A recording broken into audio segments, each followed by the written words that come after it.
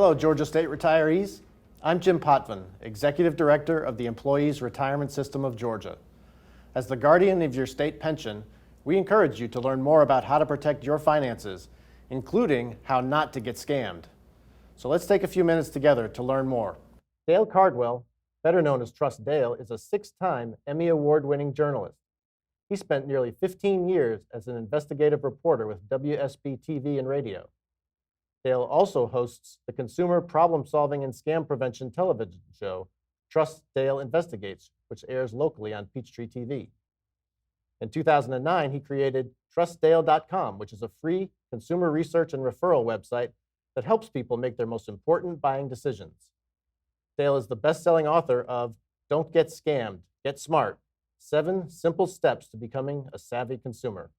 Dale, it's really great to have you meet our state of Georgia retirees. That's a great bunch of people. Thank you so much for having me, Jim. So, Dale, we know you've done a lot of research and are on a mission to help people. In your book, you say that seniors are especially vulnerable when it comes to threats to their security, health, and children. Why are retirees at a higher risk to be taken advantage of? So the evolution of technology is such that as people age, they don't have to be as savvy with technology as they perhaps had to be in their younger days. So you have a lot of retirees, a lot of seniors that have access to a computer, but perhaps they don't really understand all the ins and outs of the computer or the internet and all the ways that they can be taken advantage of. Number two, too often they're lonely. They are alone.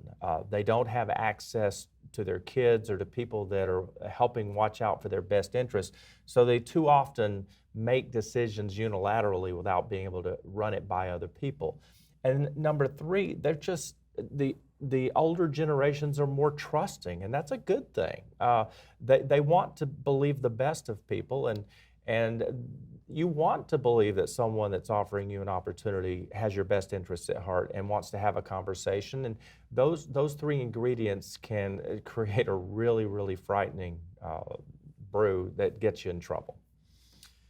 So what are the most frequent ways that retirees can get into trouble or fall victim to a scam?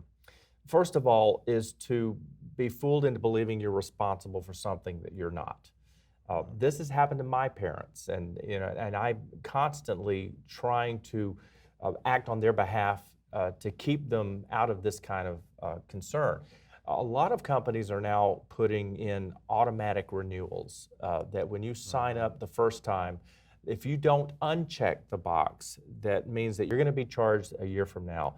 A lot of companies are expecting you to take proactive action to protect yourself, and those are companies that you generally would trust to be treating you fairly. So think about all the opportunities for companies and entities that are taking advantage of you. Even things that on the surface are legitimate, like here's a 90-day free trial offer, just put in your credit card to get it started or whatever, can result in long-term damage as well, right? That's when you don't have the opportunity to opt out, or that it's going to recur every 90 days, it's going to charge your account, and you were not aware of that. It often exists in the small print, but you don't read the small print, and it's really difficult to get something like that canceled out. Here's a point that you need to think about. When that entity or that company will not let you cancel, go to your bank and cancel it with your bank. You can spend hours on the phone with a company trying to cancel an account, and they're not going to let you cancel, but go to the bank, cancel it at your card level or at your account level. That's a much more effective way to do it. And I know that personally some of the older members in my family have fallen victim to online scams where they say you have a virus on your computer. So let me help you fix that. All you have to do is give me a couple $100 and we'll take care of that for you. Yeah, and so often that involves you giving them your personal information, your login credentials. Time-tested way of knowing that you're dealing with some entity that's valid is look at the URL, and that's at the top line of the computer, the code that got you to that company or the company that you're dealing with.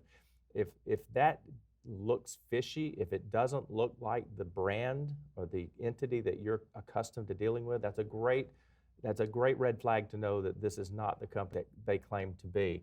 And you can log out of that, you can Google and search for the valid company, and you can contact them let you know if they were doing business with you or not, and they'll tell you the truth most of the time. So you built your book largely around two very important acronyms. So let's talk about the first one. Can you tell us what fast funds found means? Sure, well, it rolls off the tongue really easy, and that's what I want it to do, because when it's time to play defense, and what does that mean? When you're being solicited and it's not expected, that's when you have to play defense. And so the first F stands for fast. If the person wants you to make an on-the-spot decision for an amount of money that I like to say is more expensive than a gumball, then that's when you need to be ready to deal with it. If they want you to give them your money without going home and talking to your spouse, without calling someone that's in that industry and say, is this a good deal for me? If they want you to make a rushed decision, then that's a very significant sign that they want you to make a bad decision. So fast, and that's an emotional trigger, you know, and the way that they do that with you is the second F, funds. The payoff that they're promising you is really significant compared to the investment that they're asking of you. You're thinking, you're telling me that you're going to turn my investment of this into that, or they're going to say, here's what you get, and all you need to do is this little bitty amount. When that's out of whack, when that's out of proportion, then something creeps in called too good to be true. If someone's offering you an opportunity that you feel in your gut is too good to be true, Jim, I've been around a long time. I don't know if I've ever seen a deal that's too good to be true turned out to be valid. And so that's the second letter. The third letter is found. If a person is taking advantage of you to the point where they could be in legal trouble for doing so, or if they're just taking advantage of you because they outsmarted you, they've gone to a significant amount of trouble to make certain that you can't find them after they have your money. They've given you a fake name, a fictitious phone number, and a false address. There's another three Fs. But too many people fall for that because it's too easy to get away with it. The second version of the acronym is DEAL, and this is when I want you to go on offense. This is when you proactively are looking to replace the roof on your home. You need to hire an electrician or buy a car, any of these things. Then the first thing I want you to do is I want you to define the element of the deal. How do you do that? You do that by comparing product, offer, and price. What is the product that you're interested in purchasing? And this is, again, when you are proactively going out and looking for a car, a vacuum cleaner, a service. Then what is it that I need it to do to satisfy my family's needs? This way, you're not getting confused by all the whistles and bells of what they claim it can do, because maybe you don't need it to go 150 miles an hour. So the first thing you want to do is explore that product, and you do that by test driving your neighbor's model. You don't have to spend a lot of money familiarizing yourself with what it is you need it to do for you. The next thing I want you to do is to entertain offers. Make certain that people are competing for your business. Easy way to be taken advantage of is to go with the first person that offers you a product.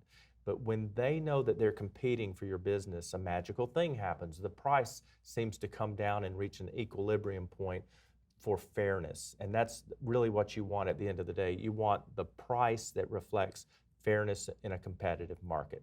The next thing I want you to do is I want you to ensure that you're getting great elements of a fair deal. And you do that in the negotiation process. You want an ethical negotiation. An ethical negotiation is when there's common language that you understand and no surprises at the end of the moment that you sign.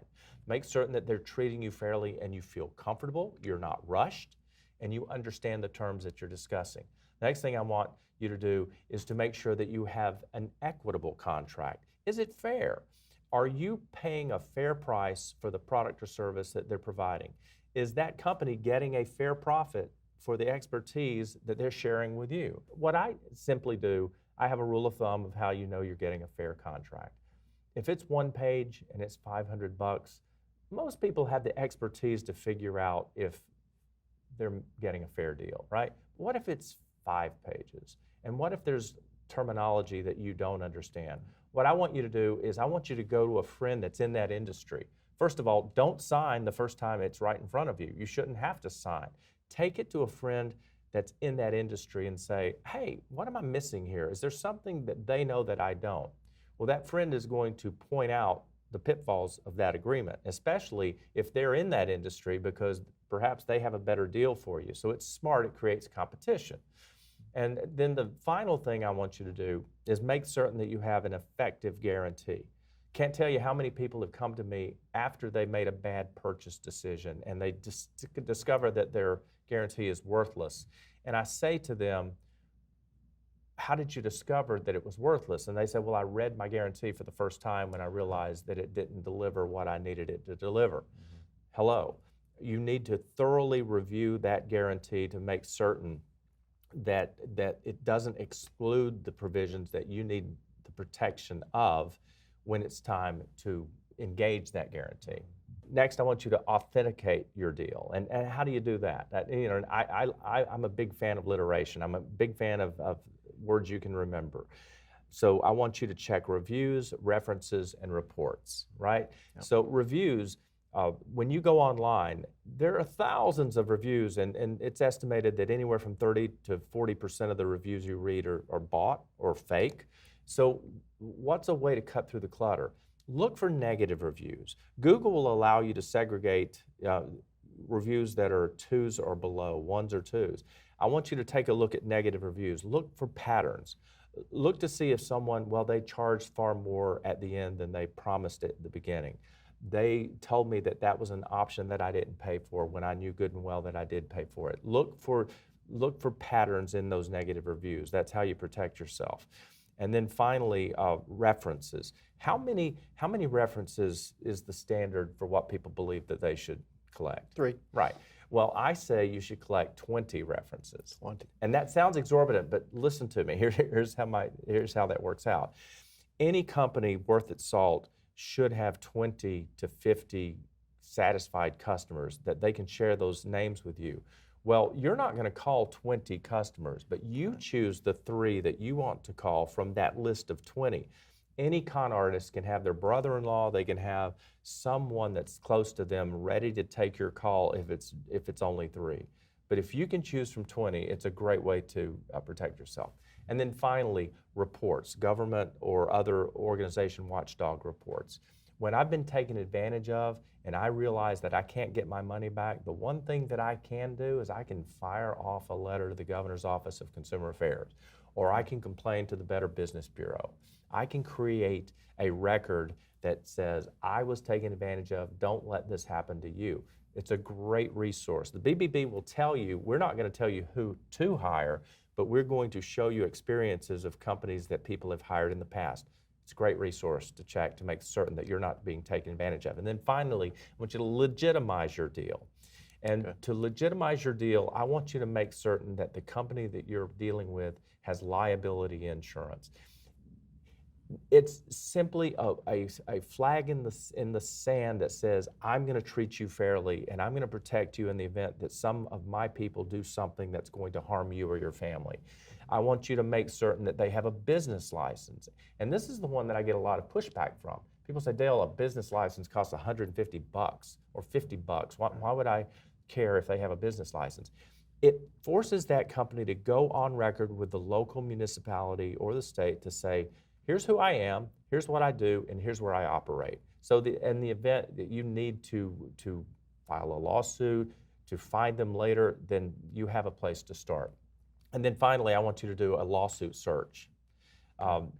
So many people do not use this resource of simply going to the county website where that company is headquartered, go to the magistrate court online, put in the name of the company, hit return, and see if they are sued frequently and successfully in small claims court. If they've been sued twice or 3 times in the last year or 2, that's a red flag that says that they're not taking care of their customer and they don't care if they're taken to court. A great way to protect yourself. Fast Funds Found, DEAL. I'm going to switch gears just a little bit here. What can retirees do to protect their finances as they age? Okay, so first of all, you need to make certain that you're getting sound advice from trusted people. And so I believe strongly in the power of attorney. I believe that you need to have a trusted family member, and especially a medical power of attorney, uh, in the event that you need decisions made when you're in a medical situation. But if you surround yourself as you age with people that have your best interest at heart, that you've known for years are looking out for you, then it gives you a lot more peace of mind as you age. You shouldn't be making those decisions very late in life and in a hurry or in a pressured situation. So Dale, why should retirees have a code word with their families? Wow, it's sad that we do need code words, but technology is evolving so quickly that you've got to have the ability to shut down something if you can prove that it's fraudulent. So let's say you get a phone call and it's a person claiming to be your nephew, and you can't really understand what they're saying, but because they're crying and they need money immediately and they need you to act even though it's the middle of the night. Well, I want you to have a code word or a safe word that you share among members of your family, that a small group of people that you trust can repeat that word. They not only need to be able to repeat the word and tell you immediately what that code word is, but ask them to spell it and get them to spell it back to you. Another reason that this is so important is because artificial intelligence has evolved to the point where they can mimic the voices of people that you love. There's so many public places where we now have to share our voice, whether we're buying a product over the phone. Those phone calls can be recorded, and that loved one's voice can be repeated back to you in a combination that's soliciting you. So you need to make certain that you're not being the victim of AI, because it's very unlikely the AI is sophisticated enough to have figured out your code word. Another option is to simply hang up the phone, call the person back who was calling you to verify if it was truly them. If you can't reach them, call the next of kin that can verify or speak for, is Billy really in Los Angeles today, and did this really happen? What the most important thing is, Jim, don't act in the moment. Don't respond based on emotion. Come a long way from photoshopping a picture, haven't we? Yeah. And that's the thing about technology, is it's a wonderful tool for us, but I think we have to respect what can be used against us as well. And Jim, I'm a positive kind of guy. The human experience is such that we've generally figured out a way to deal with pretty much every obstacle that's come along since the dawn of time. So I'm bullish on our future, but you do have to protect yourself and take these reasonable steps to make certain that you're not being taken advantage of. So one very basic technology tool is direct deposit, and many of our retirees have it. About 99% of our retirees have it, and we encourage that, of course. How do you feel about direct deposit and the security of the banking system in general? First of all, in the 21st century, I can't imagine a scenario why someone would not want direct deposit. It removes the human element of transferring that check or deposit from point A to point B. It's electronic. Fewer things can go wrong. You have the responsibility of your bank to be responsible for the receiving of that money, and you're not responsible for it. So there's someone to turn to if something goes wrong. To me, it's a no-brainer in today's economy to have direct deposit. So as seniors age, medical costs and responsibilities become an ever larger part of their financial picture. How can, especially older folks, protect themselves? I do encourage you to read your bill. Ask for a copy of the bill that came from the medical provider, and make certain that your insurance company can explain to you why you're being charged what you're being charged, and look for mistakes, because so many times insurance companies will allow mistakes to pass through because the volume is just so significant. Make certain that your bill is accurate, and make certain that your insurance company is paying for the provisions that they've obligated themselves to pay for, because I've learned the hard way that so many times the first response is no, we're not going to cover that, even though you have it in black and white that you're supposed to be covered. So you have to be vigilant and have someone on your team that understands medical billing if you don't. I'm sure we've all heard the TV commercials that target seniors to take out a reverse mortgage, tap into the equity of your home to ensure a comfortable retirement. What are the pros and cons of reverse mortgages? Okay, so a reverse mortgage is a good tool for people that need that tool. But it's a lot like if you have a hammer, everything you see is a nail. No, reverse mortgages are applicable to people that need the value of the equity in their home. They might need it for medical expenses, they may need it for living expenses, but the equity in their home will cover that expense. You're going to get that in a payment, but here's what you give up. You give up the value and the ownership of your home when you pass. You can't leave it to your children. You're trading the equity in your home for your current life need. People that promise you both, that say that you're going to be able to cover your bills today and you're going to be able to leave your home to your children, it doesn't work that way. I recommend, again, competition.